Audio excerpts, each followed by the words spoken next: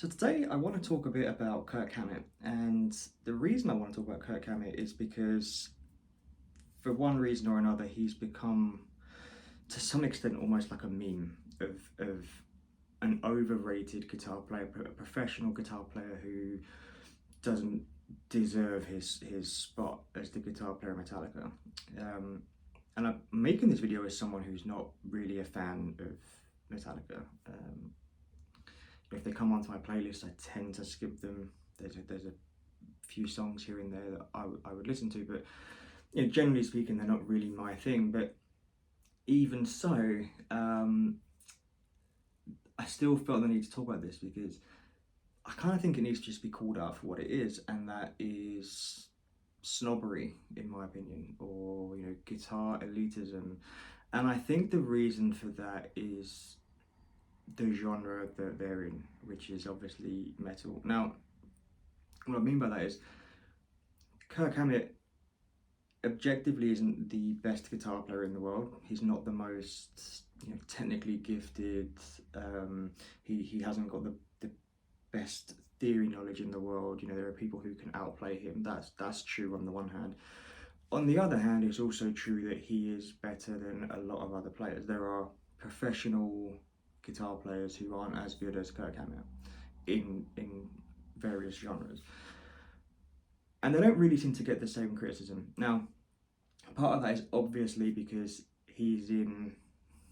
I haven't looked at the numbers outright lately, but Metallica is, if not the biggest metal band in the world, they are certainly one of them, and they have been one of them for a very sustained period of time, 30 odd years.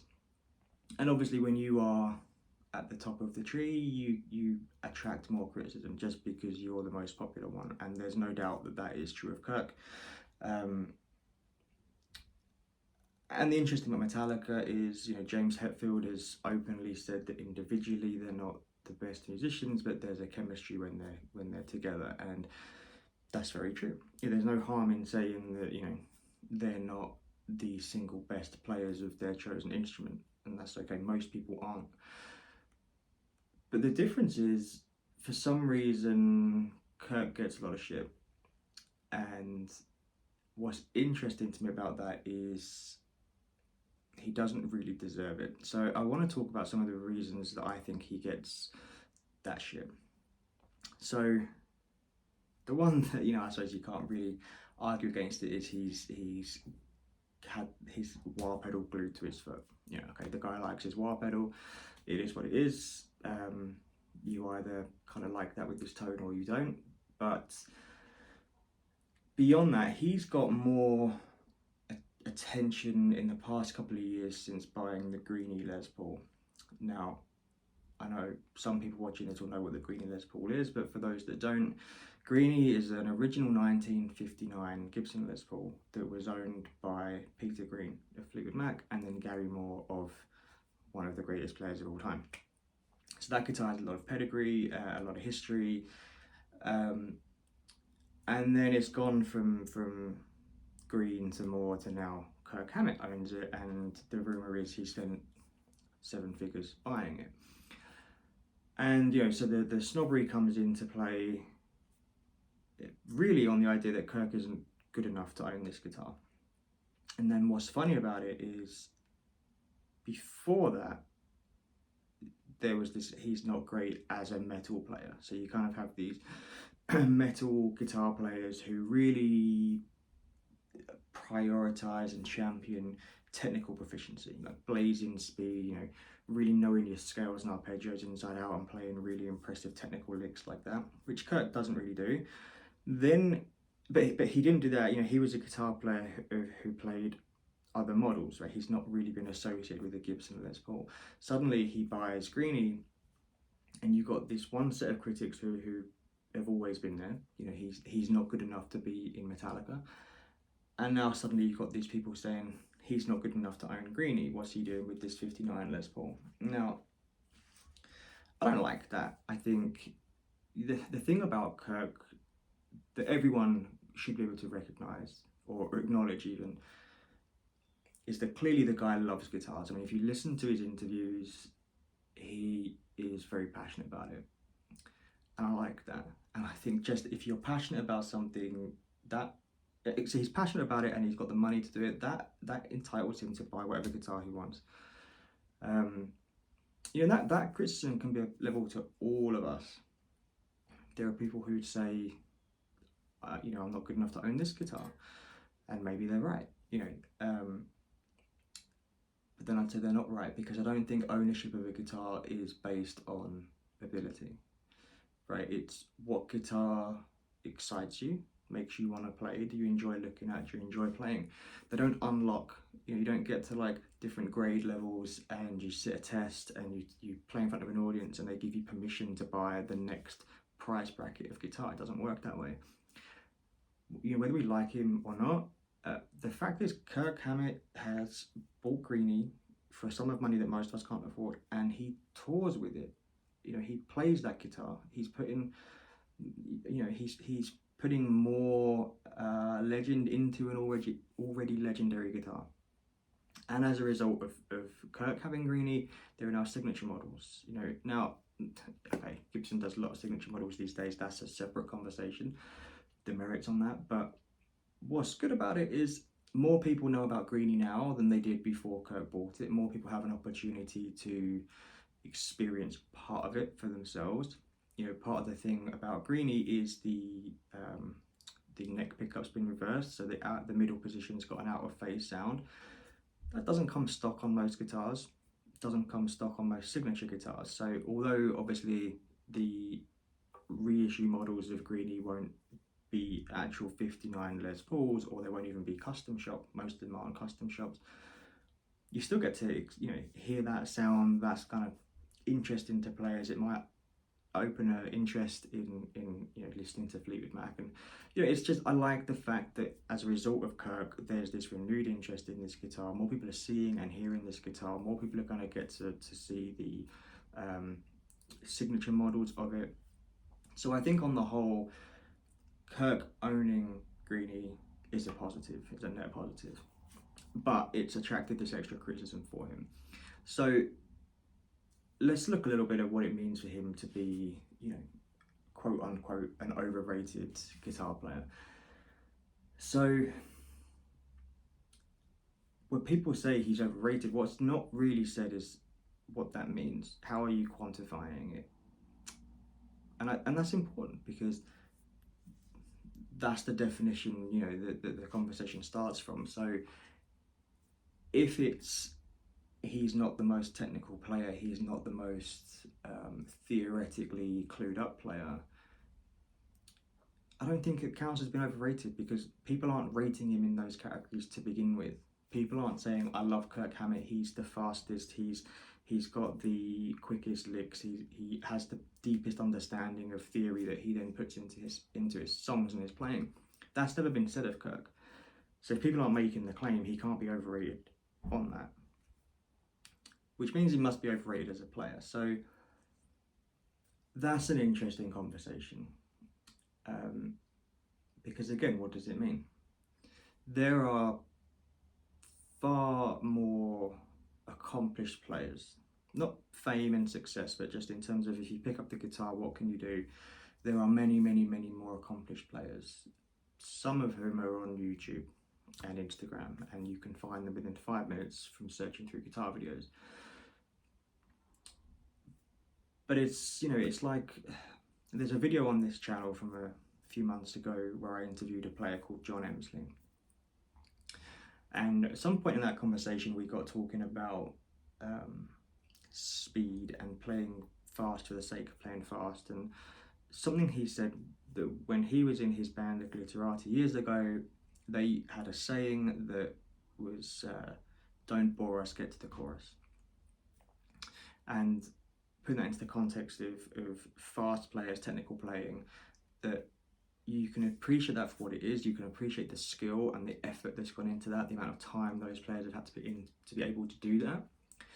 But it doesn't necessarily make for the best listening experience. It's not necessarily the type of playing that will get people tapping their feet, bopping their head and wanting to follow that band. Other guitar players will appreciate that, because they're guitar players who can see, the skill that's gone into it.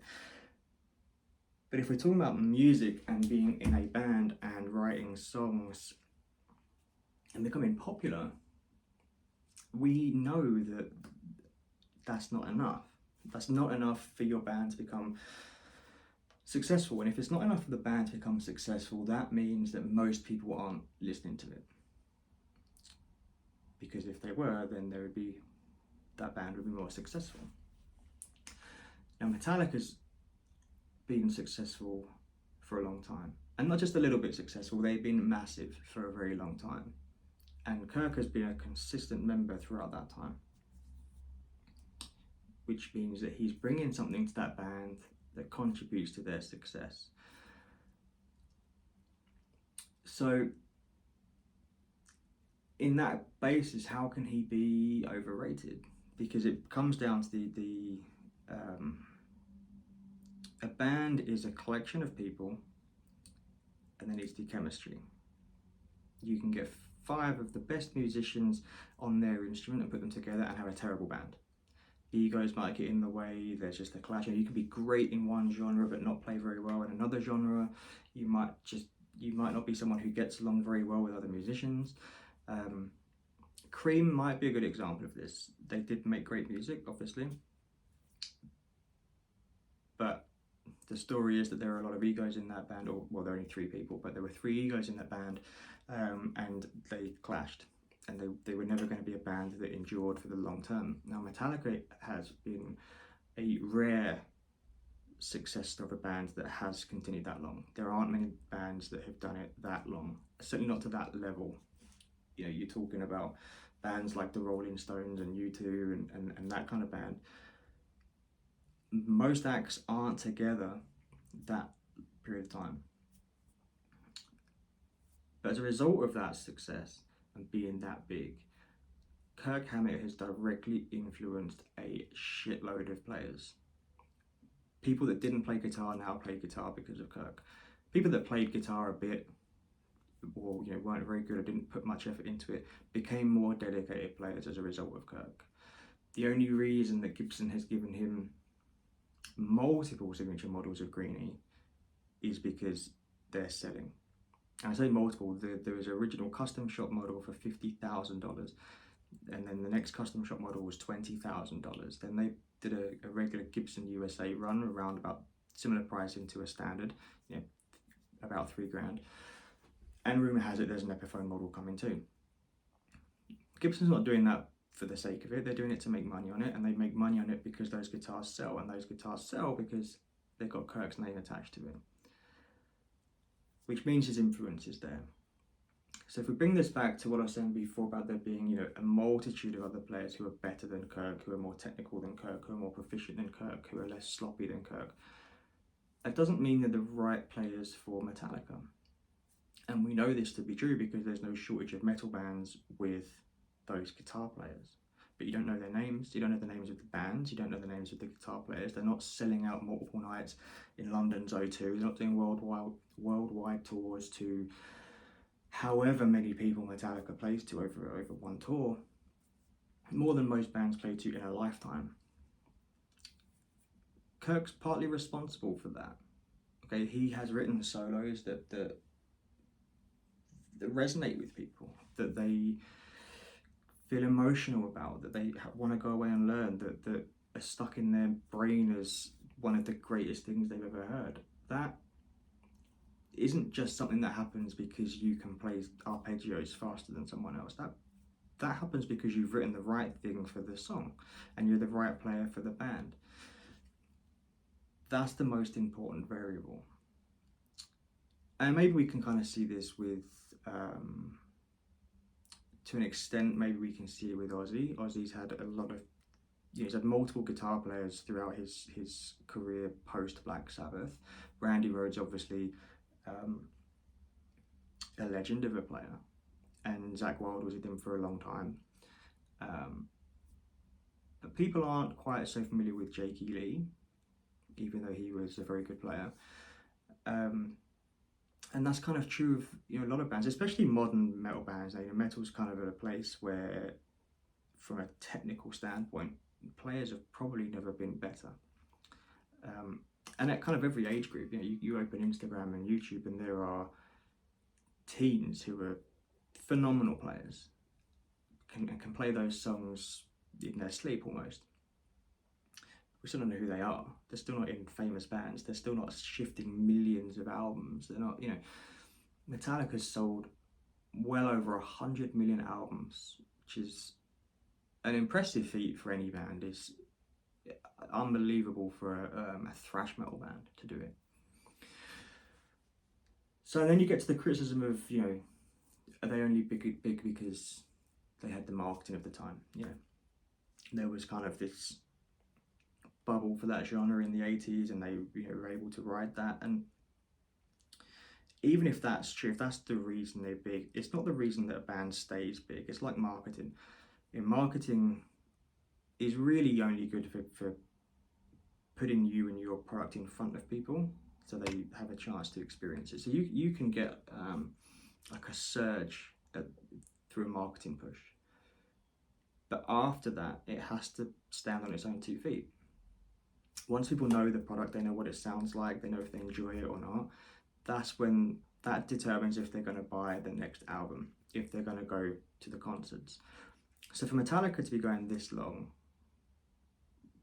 and Kirk's been a part of that band, that means people like the product, and they like the product because of what all the members are bringing together. The casual listeners aren't thinking about, oh, he could have played this scale here, or I'd have put that note there, or this other guy would have played it at twice the speed.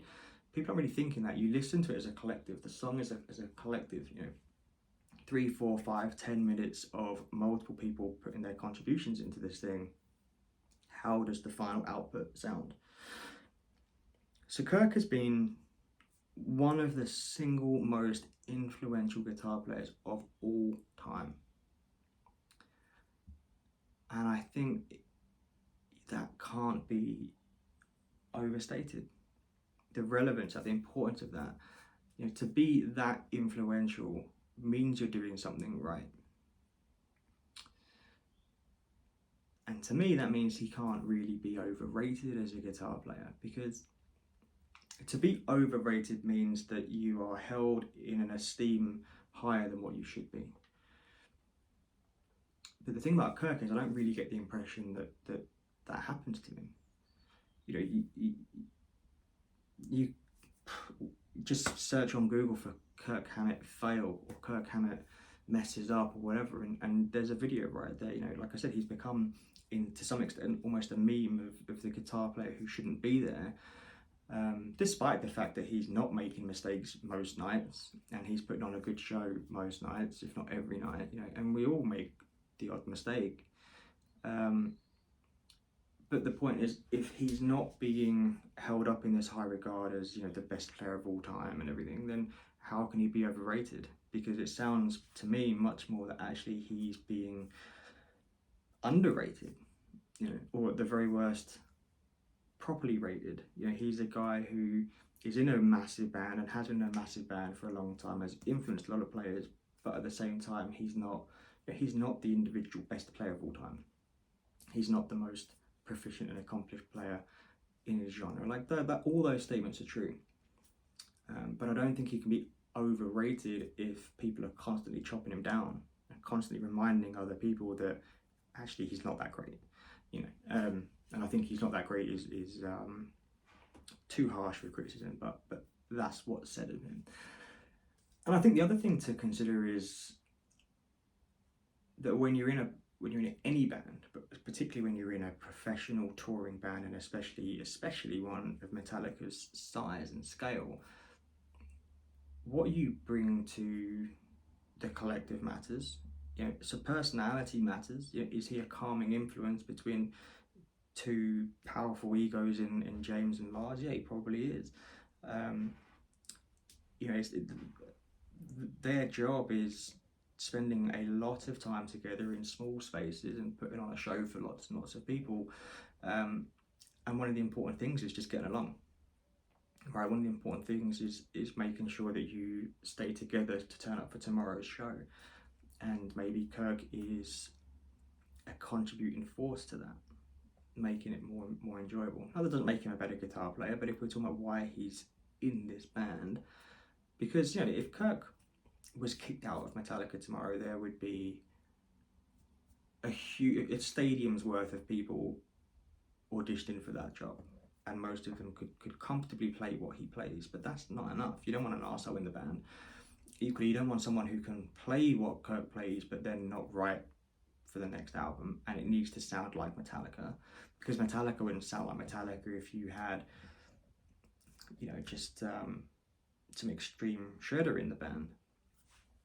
So, you know, on the personality front, that's important, and then on the performance side, that's important. Most people don't know what it's like, and by most people I mean 99% of musicians that have ever lived don't know what it's like to do what Kirk does, to play to that volume of audience, to play stadiums, but to play stadiums night after night for decades.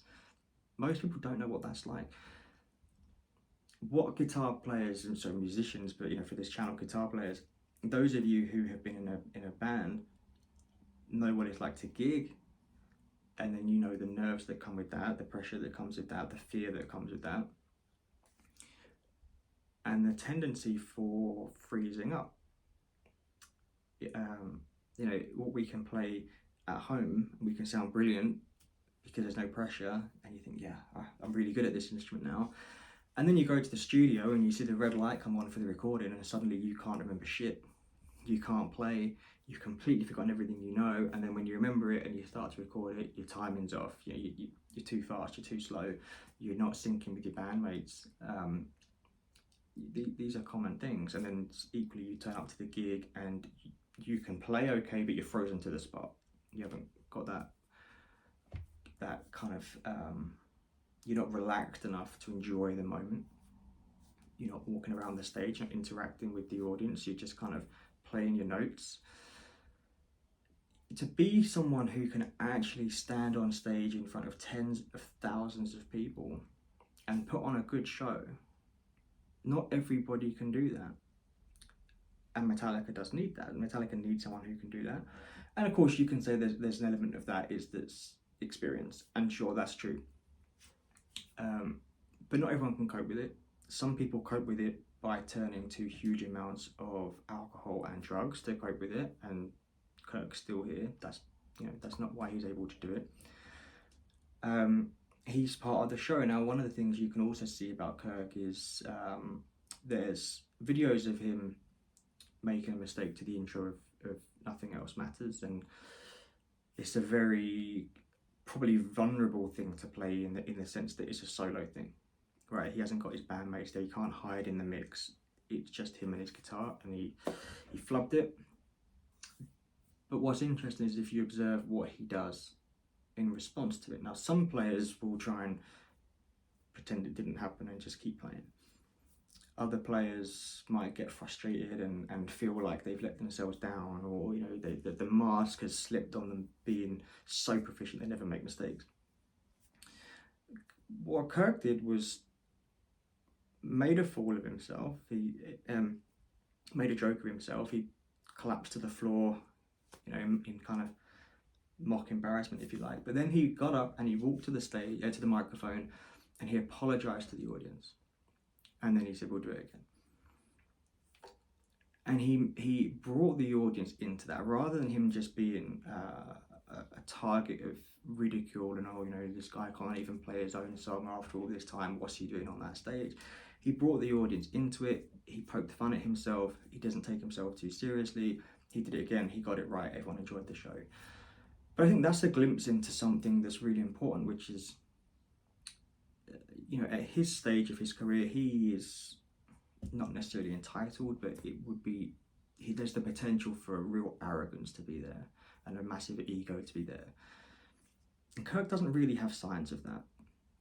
Now, again, this doesn't mean he's a better guitar player, but in terms of why he's in that band and kind of an overall character assessment and maybe the things he brings to Metallica as a unit, as a bandmate, as someone who makes work more pleasant, and as someone who puts on good shows that makes Metallica more popular, Kirk absolutely has a big role in that. And part of that is you don't feel like you're going to support someone who treats other people with contempt, who is so full of their own arrogance and self-importance that, you know, they're above acknowledging mistakes. Kirk's not like that. And if you look at videos with him, he's recently done the interview with Rick Beato, and he's done interviews with Gibson, talking about Greenie, but his other guitars. Like, he has so much passion for the instrument. It's like listening to someone that's 16 years old who's not been playing that long and they're really excited about it. He still has that, and I think that's worth commending too. But as a final point on it, what's interesting to me about the mocking that Kirk gets is it seems quite restricted to Kirk. As I said, that this is within the metal genre, and I still think that's true. But he's not the only player who's in that kind of more pentatonic, bluesy, a lot of kind of blues rock influence to his playing. Yes, he's a metal player, and there's that in his playing too. But there's also this kind of other influence of more that you'd find in the blues rock genres. He's not the only one to do that, but he seems to get a disproportionate amount of criticism for doing it. Now, the two guys that come to mind, or the two bands that come to mind, one is Black Sabbath with Tony Iommi. You can't get more respected and revered as a guitar player than Tony. You know, Black Sabbath are untouchable in the metal community, as they should be, by the way. But it's interesting to note the difference between how Tony's talked about and how Kirk's talked about. And part of that is because of the influence of Sabbath being right at the very start of the emergence of metal.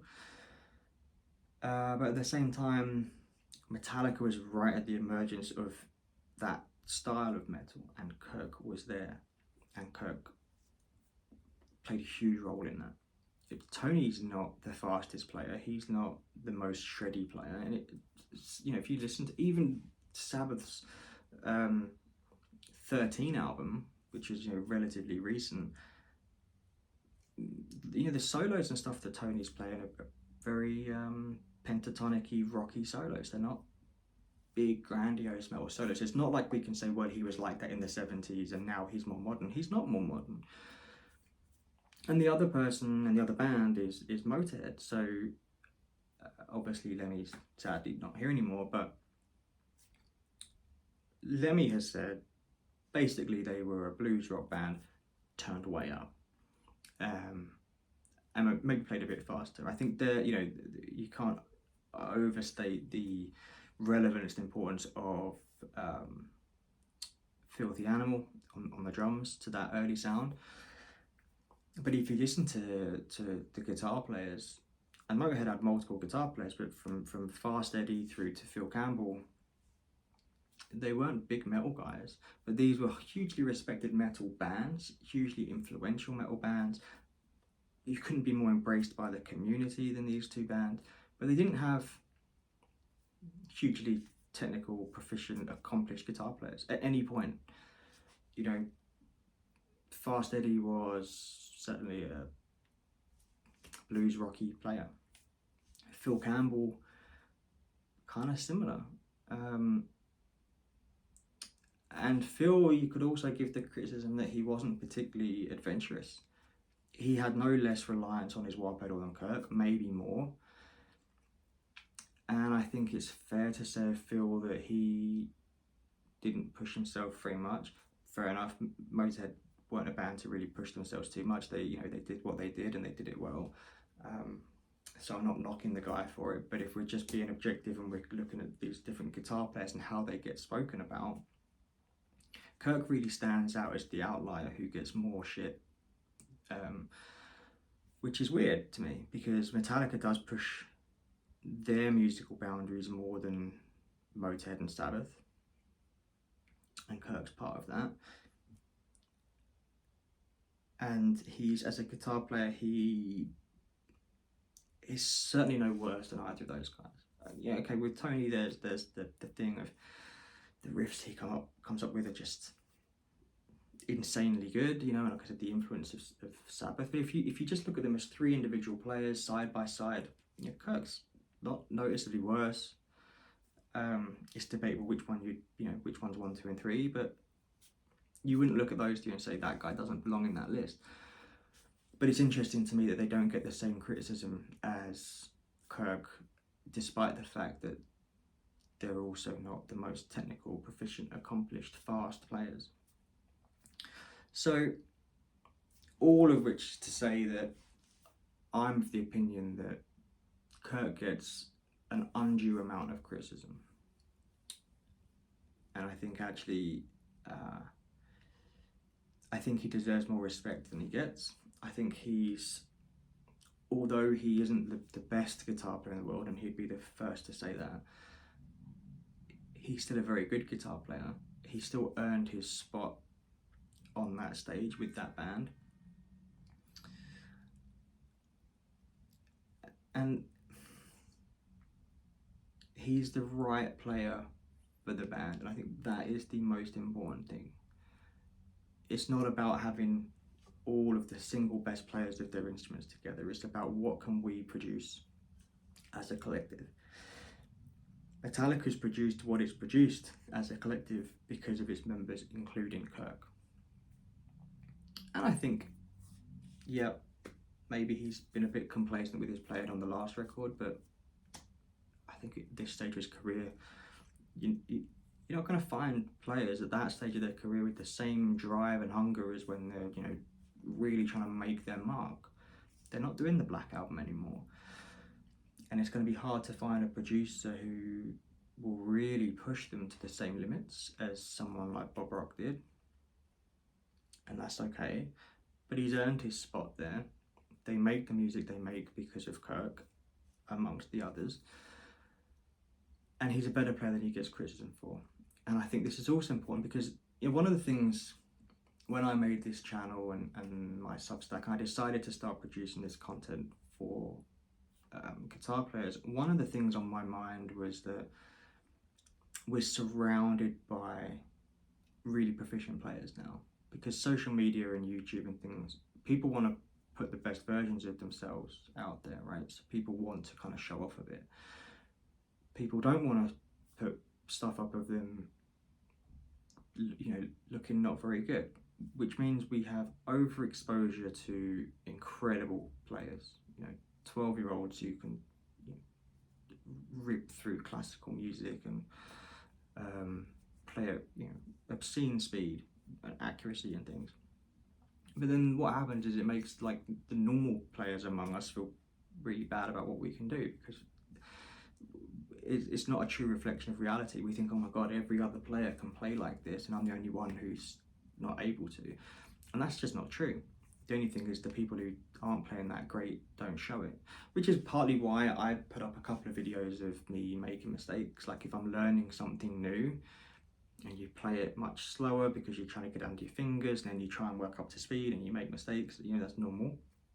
But I wanted to show that process. So I've got a few videos of me making those mistakes because I wanted to show people that that's normal. So if you're sitting in your bedroom and you're struggling, and then you open YouTube and there's some kid who's playing some of the best stuff you've ever heard, that's pretty demoralizing. So as far as with Kirk, it's not doing anyone any favors to think, wow, even that guy is getting slated and he's up there on the biggest stages in the world. He's as famous and successful as you can possibly get, especially in metal genre, and he's still getting shit. What hope is there for me? I think it's important to keep things in perspective. Now, that doesn't mean you can't ever criticize him, and you can't criticize anyone who's famous because it might make someone else feel bad. But I think it's so disproportionate with Kirk. You don't really hear much praise for him. You might hear, oh, well, he did this solo that was really good on this album. But beyond that, he seems to get a disproportionate amount of criticism. And I think it's important just to put that into perspective for people, that even when people say Kirk isn't that great, they're talking about it in a very different lens than you and I not being great. He has so much more expectation on him. So he's not good enough for that really big band. Not if he turned up at your school talent show, he wouldn't do very well. But all that to say, I think Kirk deserves more respect than he gets. I think he's a better player than people give him credit for. number one, I think, is the influence he's had is phenomenal. He's achieved a level of success, both commercial and with his influence. You're talking the top of the top of the top have achieved. And that stands for something, that speaks volumes, I think. And most importantly, he's the right player for the band. He wouldn't work as well in, say, Megadeth, or you know, bands whose names I'm not familiar with, but the ones who pride themselves on speed and technical accuracy and technical proficiency. Yeah, he wouldn't work in those bands, but equally their players wouldn't work in Metallica, and they probably wouldn't be as successful as Metallica.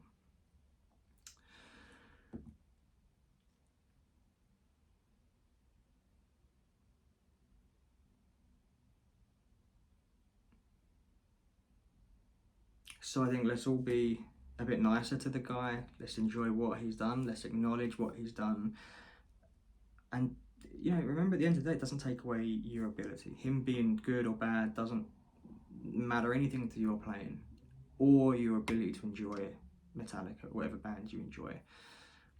And I think that's something where the conversation gets a bit murky. People feel like, well, I've heard this criticism of him, so I should be critical of him, or I don't want to listen to that band. Remember that when you're that big, you have a target on you to be criticised. People want to tear you down. And people get a bit tribal about things. Like, I have to like the bands that aren't quite as famous. That's always a big thing. I want to listen to music that no one else has discovered yet. But what do you think? What do you think about Kirk? Is he overrated? Has he been lucky with the gig he's got? And does he deserve to be there or not? I think he does. I think the market has proved that repeatedly for 30 odd years. But as always, curious to hear what other people think.